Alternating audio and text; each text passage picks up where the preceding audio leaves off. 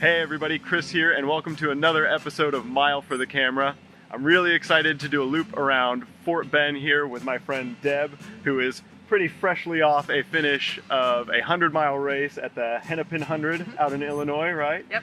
I can't wait to hear all about this. So, you ready to get started? Yeah, I'm ready. All right, let's do it.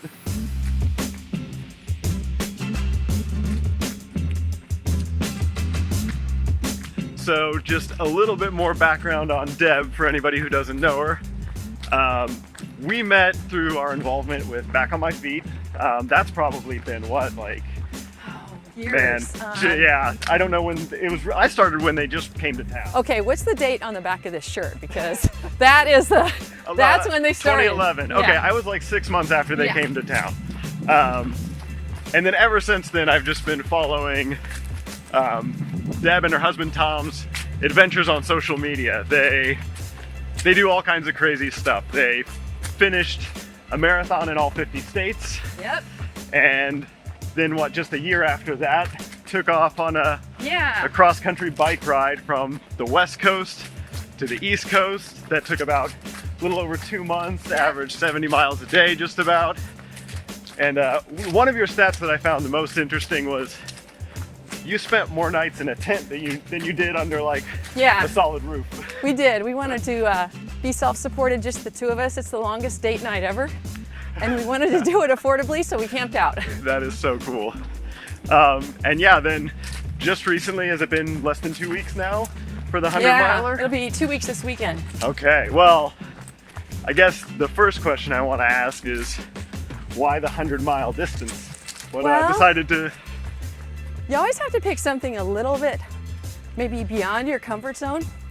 That, and when you finish a 50-miler, everybody wants to know, so when are you going to do the 100?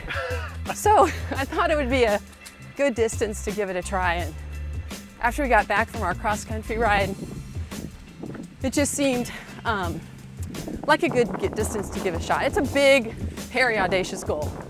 Yeah, I can only imagine. That's a distance that's just it's so far beyond a marathon that it's so hard to wrap your head around. But I think the thing is a lot of it is just mental. And so it's more than just a physical accomplishment. It's mental discipline and the preparation. It's just like when you're running your first marathon. And it's all perspective as well. So does it feel, so training and preparation wise, did it feel similar to a marathon but scaling it up? Oh my God. Or just totally worlds apart? It's just so much running. And I don't have a coach or anything, so I really don't know what I'm doing. But I'm inspired by a lot of people that I've watched over the years. Sally McRae, Camille Herron, so many amazing female runners, and even male runners too. Scott Jurek, he's crazy awesome. So I devised a training plan that really wasn't a beginner training plan, because I wanted to have enough mileage and build in a little cushion just in case. So that's what I did. And I think I topped 70 miles a couple times, which is a lot of miles for old Deb here. For a training run? Oh yeah. Well, not 70-mile run, 70-mile week. Oh, okay. Well, that's a lot, because normally I only run 35, 40 miles. Wow. And then Tom and I, our longest run, because he supported me on this long 50-mile training run, we just took off from our house on the northeast side, ran up to Sheridan on the Monon, ran back to Half Liter, had a beer and a burger, and went home. 50-mile day running, that's what we did. And that's like more or less a pretty long straight route Oh too. my gosh. It's not very exciting. Oh yeah, yeah, but we had fun doing it. So during the 100-mile race, I'd love to hear like a peak and a valley, like highest point for you and like lowest point for you, and how you, like, what do you do mentally to get through the tough part of a race like that? That's a really good question. I got lots of answers. So I think the peak is, of course, when you start and finish, those are always peaks. Yeah. you know, at the very beginning, I had a goal time set, and I really wanted to break 24 hours. And that's like a big thing in the 100-mile community, isn't it? The deal is, if you broke 24 hours, you got a bigger belt buckle. And I'm like, when I ran the Providence Marathon, and if you get a BQ, yeah, you get a mug. And so I'm like, cool. Oh yeah, I want that mug. So I got a BQ, right? But so I really wanted that big belt buckle. And I knew I had trained, my training was adequate. So at the very beginning of the race, I figured out that I was 45 minutes ahead. So I was doing really well, Chris. At what point in the race was this was like the first 35 miles. Okay. I was rocking it. That's before the rain started. And so I was feeling all good. And I had asked another friend of mine who's run ultras, not 100 yet, but she's done some 50s. And yeah, she's like, you know, Deb, Angie Smitherman, you probably know her. Yeah, yeah. She says, you know, when you go to the aid stations, you just got to get your stuff and go. And so I was like, okay. Keep moving I was like, okay, I'll keep moving. So everything was working fine. The rain started, and I just. And what was the temperature during the rain? That's well, it was important like, I think it was like mid-40s. Oh, that's freezing. So it was rain. okay until you stop. Like, I did not stop and eat tacos like Camille does, but I just stopped. It got a little cold, but it was okay. That maybe was a low point when I was so cold. Yeah. And what I thought was going to be so hard in the middle of the night when crew wasn't allowed and I didn't have a pacer, didn't really want one. Okay. I thought I'd be real lonely and tired, but I really wasn't. Really? No. To me, that sounds like it would be like the hardest part is those middle of the night hours. And I didn't realize you weren't allowed to have like pacers or crew there. That seems extra You lonely. can have pacers from 50 miles okay. on, but I wasn't really quite sure what my pace would be. Yeah. And I didn't want to be out there like making my pacer slow down or speed up or whatever. I just didn't know what to expect. It was my first one. Oh my so, but it really wasn't bad. And it just, what I thought was so, going to be the hardest part really wasn't. But I think the kind of depressing part where I felt kind of defeated was like, oh man, I'm not going to break 24 hours. So you were comfortably under 27, right? Like. Oh yeah, 26:45, something like that. I saw. So I saw a post from Tom on social media that was like, the day after Deb says one and done, that's it, and then the next day you say, but if I did another one, I bet I could break 24. That's like labor and delivery, okay? You don't ask a woman if she's gonna have another baby on the day she delivers and gives birth, but the next day she's like, yes, I'm doing it. But in all seriously enough, I'm just really not quite so sure.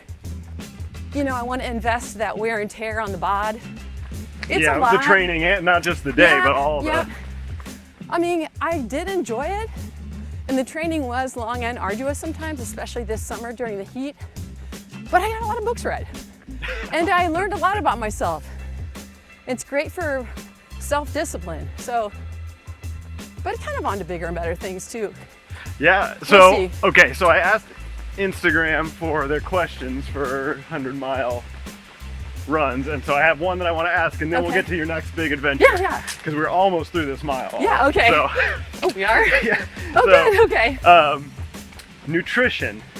That was kind of a question. And, maybe not so much what you specifically eat, that wouldn't translate to other folks, but how do you approach it? Assuming anybody watching this video is familiar with doing their own nutrition plan for a half or a full marathon, like how is planning your nutrition different for a 100-miler? Well, anyone who knows me is gonna laugh so hilariously at thinking that Deb really eats healthy, but like your nutrition plan doesn't start the day of the run, a week before the run, or a month before the run. It really starts with a lifestyle change for me, at my age, my gender. So I've turned my eating habits around, done a 180-degree change, and really, I still eat a little bit of meat, but a lot more plants and vegetables. And did you make that change kind of towards the beginning of this 100-mile training and plan? That was before? Back. Okay.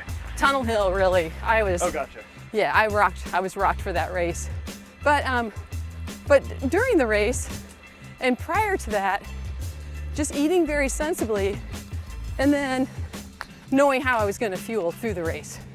Not eating a lot, you know, quarter peanut butter and jelly sandwiches, bananas, potatoes, you know. Options, is that like, because I imagine you got to be flexible because you don't really know what 70 or 80 is going to feel like, right? Right, exactly. And I'd heard, done my research, and said, you know, your stomach kind of gets a little queasy. And so I used a UCAN, Generation UCAN. Instead of the drink, I made little gel pouches. Okay. And I got you know, Tom was there on the ready at every stop he could be with a chair, you know, a drink, UCAN, you know, dry socks if I needed them, change of clothes, whatever. Yeah. He was just there and so supportive. That's awesome. So Tom will be joining you on your next adventure. Oh yeah. Which is? Well, we want to go on the Great Divide mountain bike ride. That's tentatively planned for August 2020. It's the longest off-road bike route in the world. Adventure Cycling has it all mapped out. And it's just going to be one heck of an adventure. Very remote, way above my ability. I have a feeling you'll handle it just fine. You know, you just bite off small chunks and chew it up and spit it out. If you know, you just do it. But it'll be scenic and challenging, and it'll be great to do with Tom. We make a really good team. That's cool. Well, I can't wait to follow along on Instagram and your blog, which is keepcalmandpedalonblog.com. That's exactly right. You may not be doing daily updates like you did when you went across the country, but we can see something in those spots. Yep. Perfect. Well, Deb, thank you so much for taking it around with me. It's my pleasure. I could talk for more and more miles, but you're still recovering. Well, this is not goodbye. This is until next time, all right? Perfect. Thank you so much. You're welcome. Thank you, everybody, for watching, and we'll see you next time.